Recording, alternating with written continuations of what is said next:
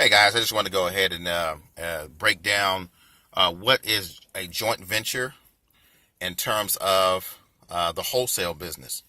So let's say, for instance, you're combing through Craigslist and you come across a property that you'd be interested in dealing with another wholesaler with.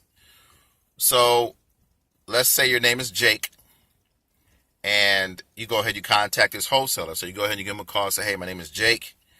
I am also a investor here in Atlanta, Georgia, and I was wondering if you'd be interested in joint venturing your deal. And the wholesaler on the other end says, yeah, absolutely. You know, they'd be more than willing to go ahead and joint venture the deal. So what you find out about the property is this. They're selling that property for $50,000, but they have an agreement with the seller for $43,000. So $43,000 minus $50,000, that's $7,000.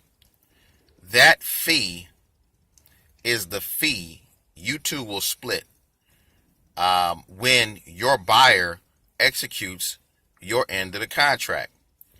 So what you do is you go ahead and you can download, you know what I'll do is at the bottom of this video, I'm going to go ahead, I'm going to put a link to a joint venture contract.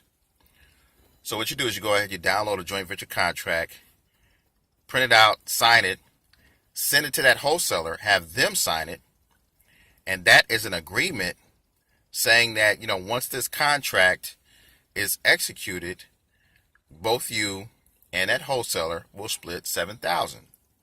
Assuming, of course, your buyer buys that property for $50,000.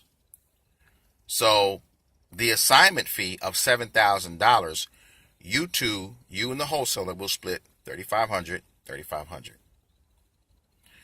A JV agreement is simply a split, a 50-50 split between you and the other wholesaler. Now, typically with JV agreements, before you enter into them, ask the wholesaler what he would be willing to split. For the most part, it is 50-50. Some wholesalers, they won't do that.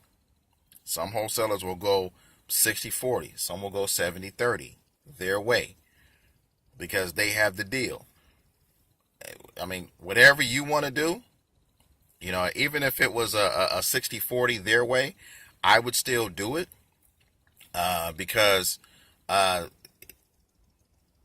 you're going to continue to run into more deals and other wholesalers.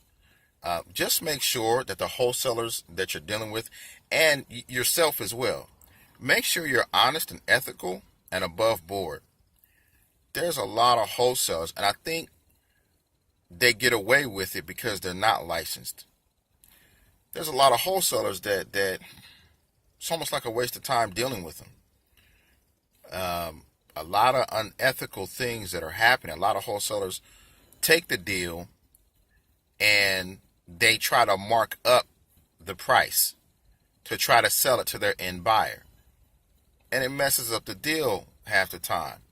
When in actuality, that the wholesaler that you're dealing with, you know, I don't know, it's just a lot of unethical things that are happening. Just make sure the person that you're dealing with is above board and they're honest. If you do that, you will develop a long-term relationship with somebody because they have the ability to find sellers and deal with motivated sellers, and you have the ability to bring buyers to the table. That is a beautiful relationship. That's long-term. This is Gerald. Have a good one.